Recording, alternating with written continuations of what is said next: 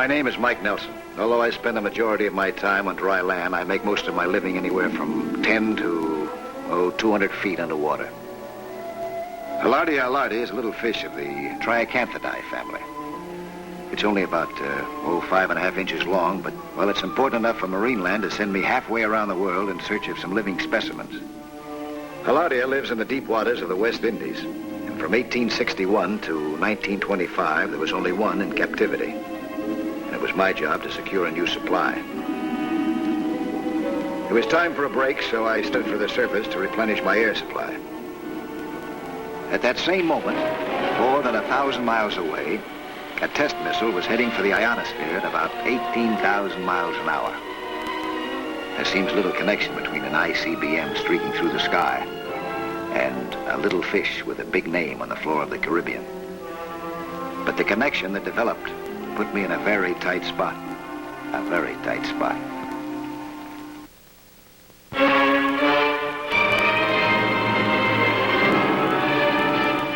It was just about 26 hours later that things began to happen.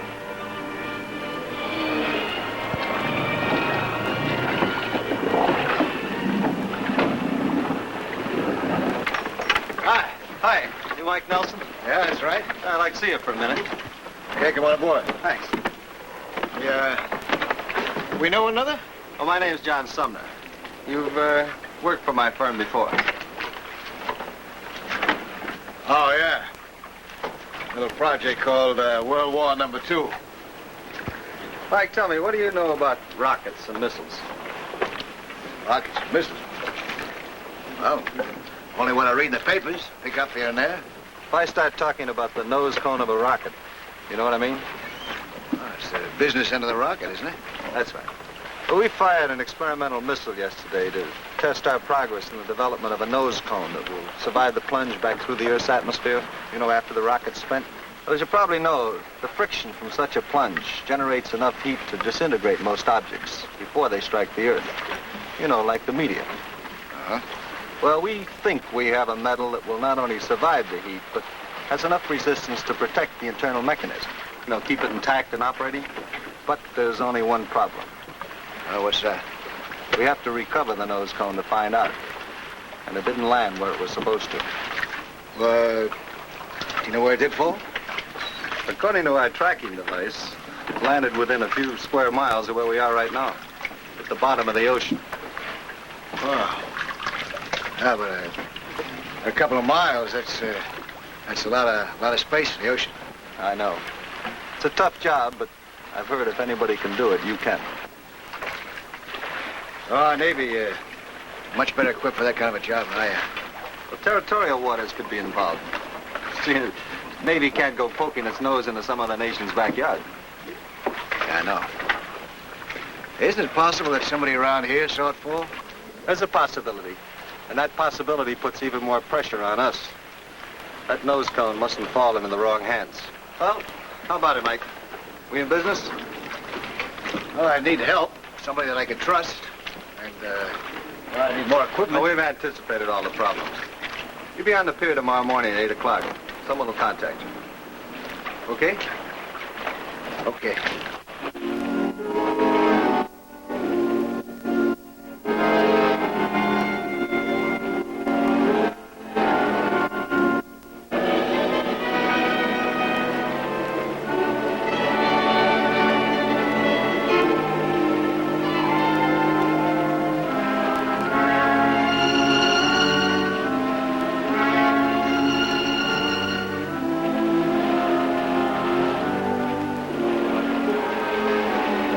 The next morning, I was on the pier on schedule, waiting for my contact to make himself known.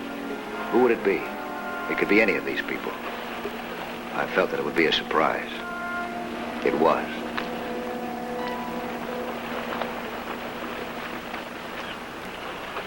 Hello. Are you Mike Nelson?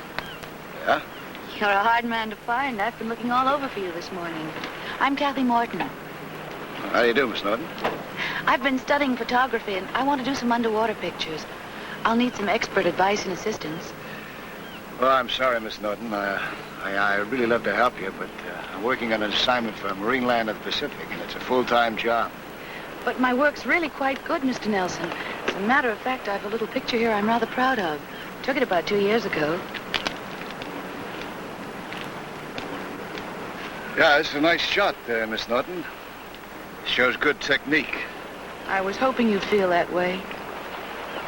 But you know, you could have all kinds of possibilities as a photographer and still not be able to shoot good pictures underwater. It calls for a special kind of experience. Underwater. I think I've had enough experience to get by. How about equipment? What would I need? There's certain items. Listen, why don't we get on my boat, huh? I'll see what I have in hand. Fine.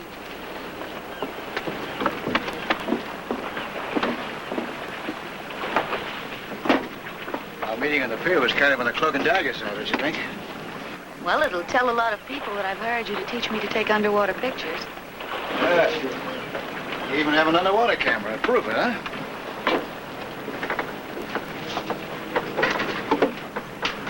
Does look like a camera, doesn't it? What do you mean, isn't it?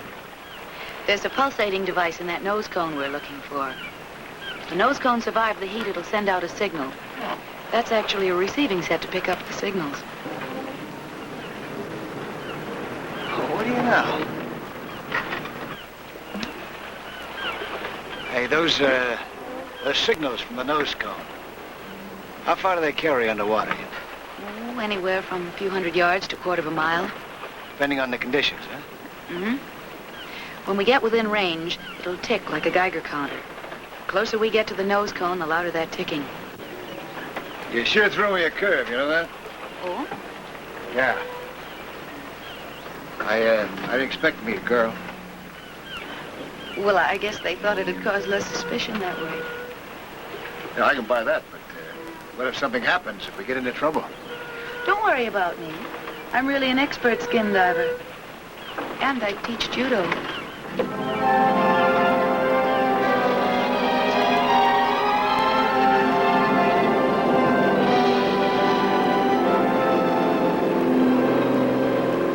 A few hours later, we were on our way to cover what Sumner described as a few square miles of ocean floor. A handy job in anybody's language. 5 minutes later, the search was on. The ocean floor is an erratic place. Sometimes flat, sometimes almost mountainous. Every inch of it had to be covered. And up to now, the detector remained as quiet as a tomb.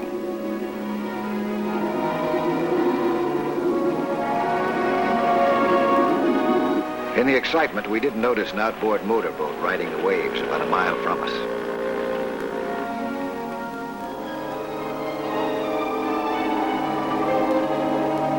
There were 3 fishermen in the boat.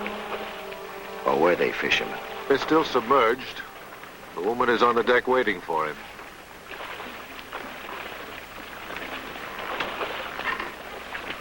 Wait a moment. Ah, yes. The man is starting to surface now.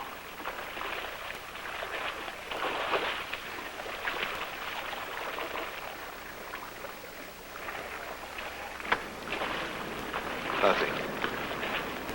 Nothing. To cover the most territory in the shortest possible time, we were alternating our dives. The area kept getting wider and further from shore. Good luck, huh?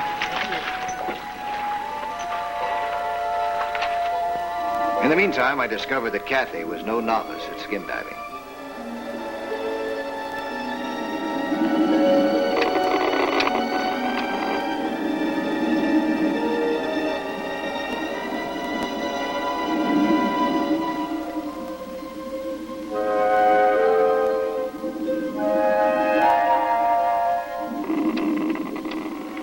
Then came the reward of patience and perseverance.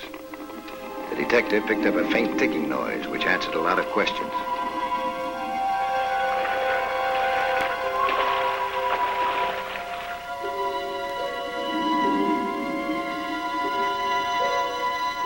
Kathy's instructions were to surface if she got a reaction on the detector. And Kathy knew how to obey instructions.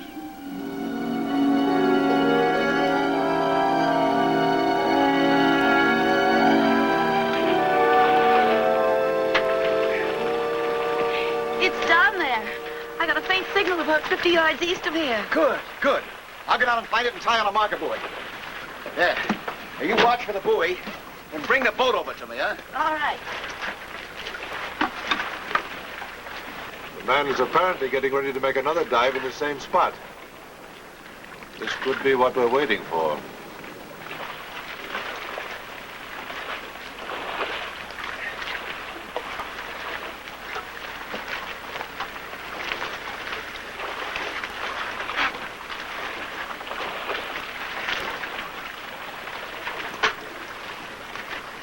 Let's get within striking distance.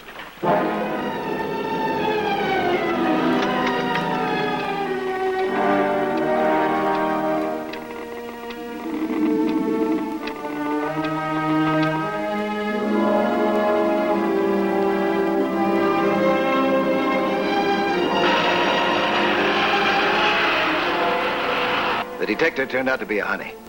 A few feet in the wrong direction and it pulls you right back.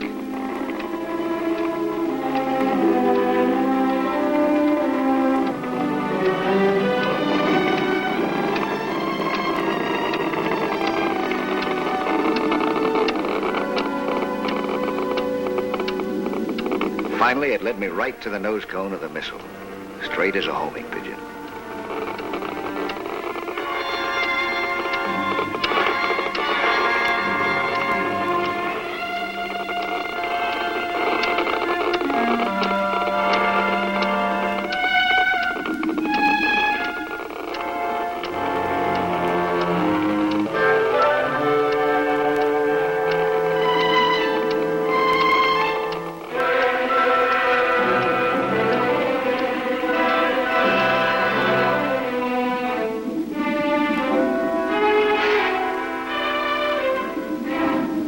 Marker buoy is a handy thing to have around in a case like this.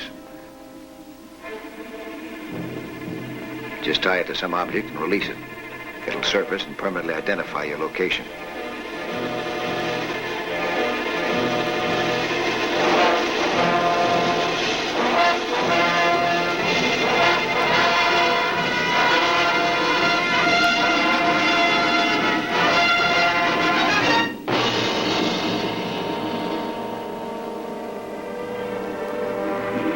I was pinned to the ocean bottom with 6,000 pounds of metal across my legs.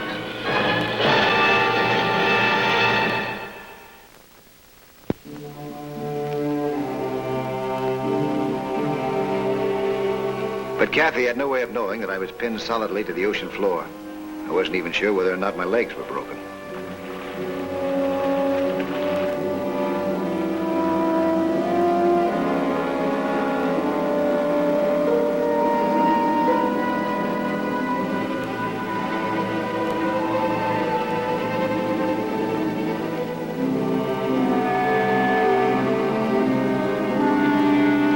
Kathy spotted the marker buoy and brought the lock over to it. But she had no way of knowing that I was solidly pinned to the floor of the ocean with only about 10 minutes of air left in my tanks.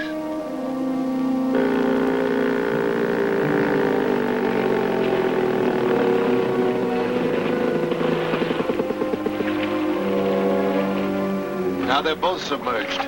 Well, now we should go then. Yes. Keep going.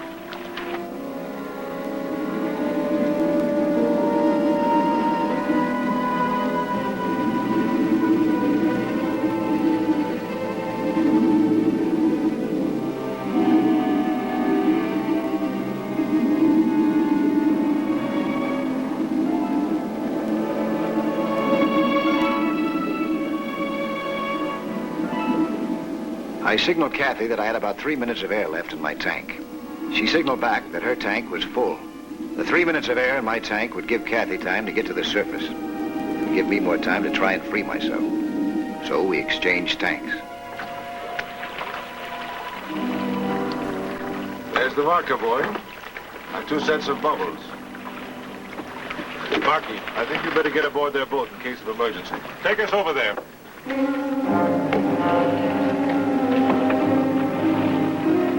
Then I signaled Kathy to surface and bring down a crowbar. It looked like my only chance.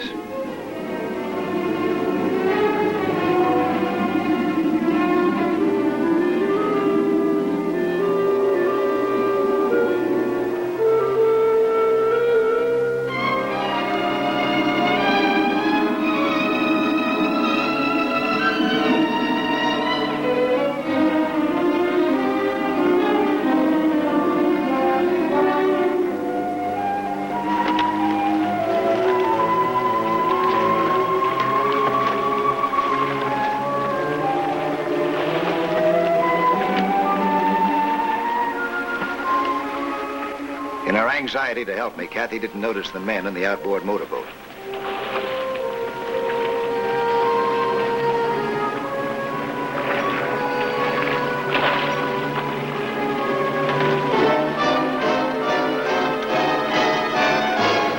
No, lady, that's all for you.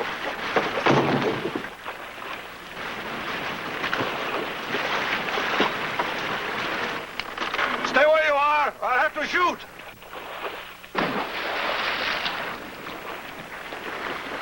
Get her.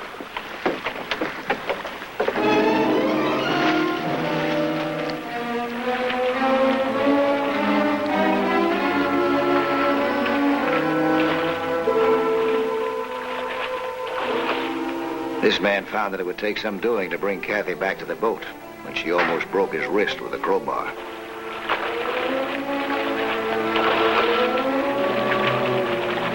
Get that woman.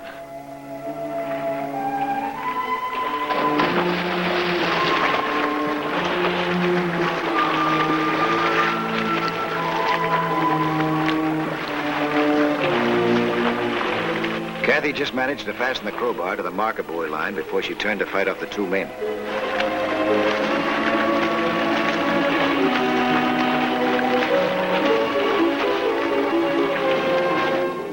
The crowbar slid down the marker buoy line and landed on the ocean floor, but just out of my reach.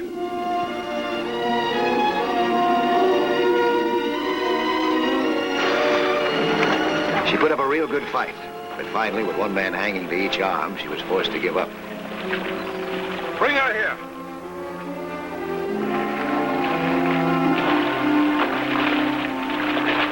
I knew that something must have happened to Kathy, or she would have brought the crowbar down herself and given me a hand.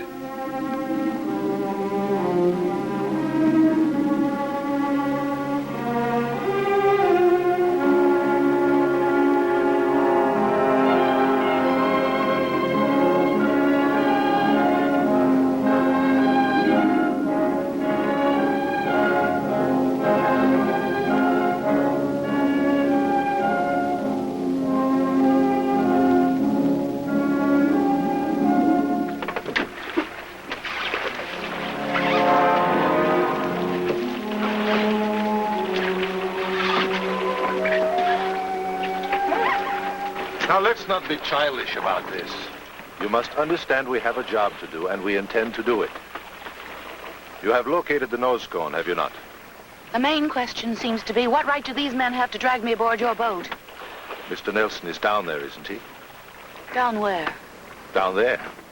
Obviously somebody is, or there wouldn't be those bubbles.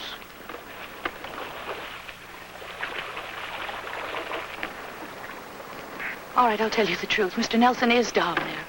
But he's in trouble. If you let me put on my diving gear, I can go down and help him. And if you have any questions, maybe he can answer them for you. How deep is he? About 120 feet. Can you dive to that depth? No. Well, I feel better with you on the surface, and Mr. Nelson unaware that we're waiting for him. I think we just sit tight for a while and see what happens.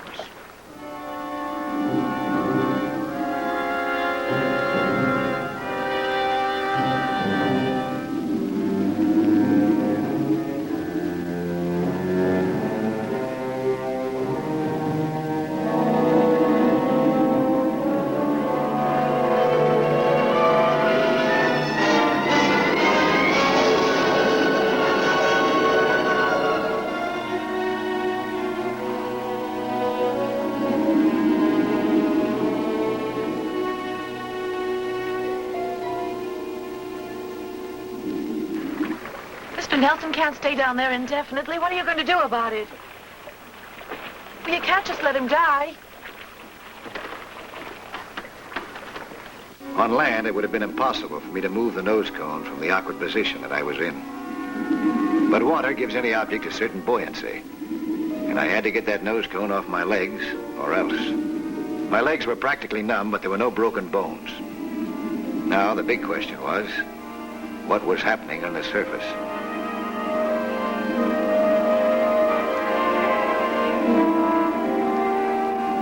From about 40 feet, I could see the bottom of a small boat riding the surface near the marker buoy. And all of a sudden, Kathy's failure to come down and help me made sense. It was then that I remembered Sumner had said the nose cone must not fall into the wrong hands.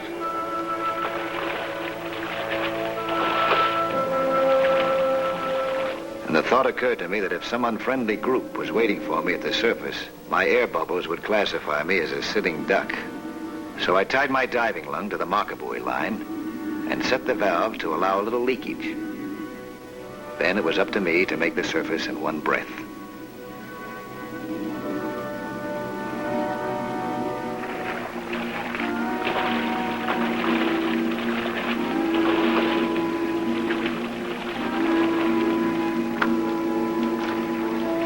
The men were so busy watching the bubble that they didn't notice me climbing aboard my boat.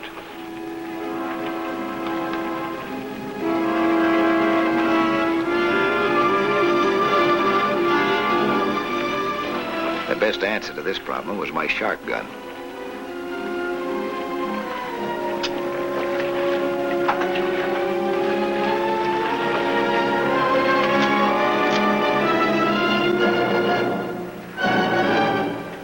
You guys, put your hands up. You heard what he said. Put up your hands. You won't need those oars anymore. Throw them overboard.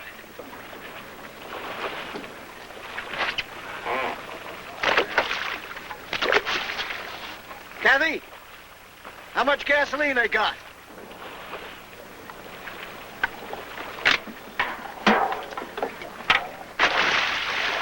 Pretty low, Mike. Come on aboard, Kathy.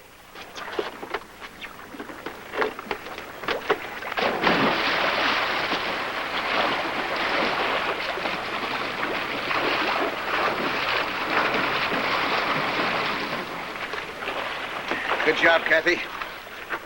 Yeah. Thank you. Keep them covered. I'll make a little call.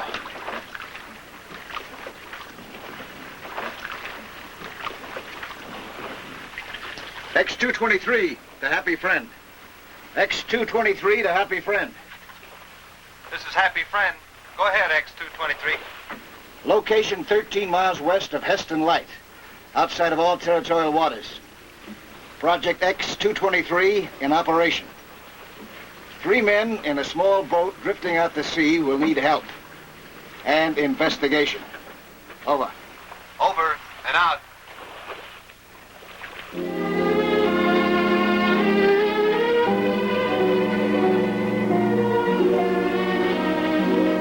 While the outboard motorboat was slowly drifting towards the setting sun, we set out to complete our job. When we went down again to bring up the tip of the nose cone, it was a mighty comforting feeling to know that when we got to the surface, we'd find a United States destroyer waiting for us, and not 3 gentlemen who use bullets for bait.